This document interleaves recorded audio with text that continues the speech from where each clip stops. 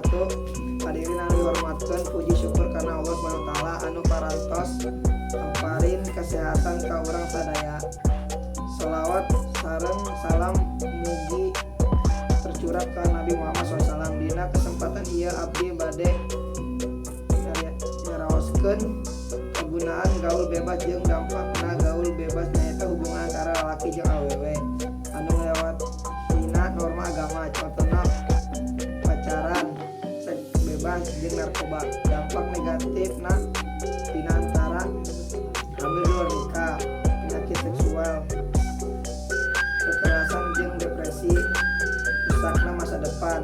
Hadis nyebutkeun pentingna nyembah ka Allah Subhanahu wa taala jeung ngajauhkeun hal anu nyangkutkeun anjeunna leur hatina. Urang kudu ngajaga diri jeung ngejauhan gaul bebas.